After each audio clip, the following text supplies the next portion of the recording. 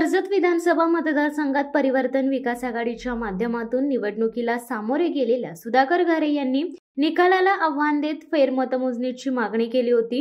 निवडणूक आयोगाने सुधाकर घारे यांची मागणी मान्य केली असून कर्जत मतदारसंघातील काही मतदान केंद्राची फेरमतमोजणी होणार असल्याने निकाल काय येतो याकडे संपूर्ण जिल्ह्याचे लक्ष लागले।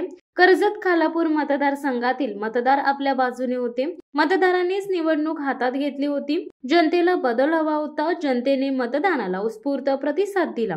कर्जत खालापूर मधील जनता आम्ही सुधाकर घारे यांना मतदान केल्याचे सांगत असताना निकाल वेगळा कसा लागला, असा प्रश्न सुधाकर घारे यांनी उपस्थित केला होता। खोपोलीमध्ये मतदानाच्या दिवशी बोगस मतदान झाल्याचे निवडणूक अधिकाऱ्यांनी कबूल केल्याचे घारे यांचे म्हणणे होते। असे अनेक संशयास्पद मुद्दे दाखवून सुधाकर घारे यांनी निवडणूक आयोगाकडे फेरमतमोजणीची मागणी केली होती।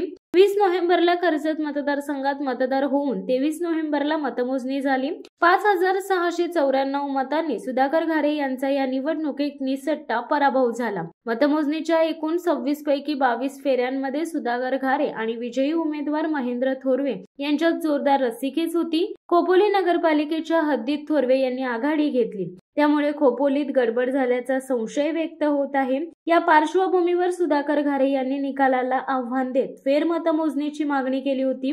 निवडणूक आयोगाने आपली मागणी मान्य केली असल्याचे सुधाकर घारे यांनी म्हटले। शिवसत्ता टाइम्स न्यूज ब्युरो, कर्जत। दे धडक बेधडक वृत्त देणाऱ्या आपल्या शिवसत्ता टाइम्स न्यूज चॅनलला लाल बटन दाबून सबस्क्राईब करा आणि बेल आयकॉनला क्लिक करायला विसरू नका।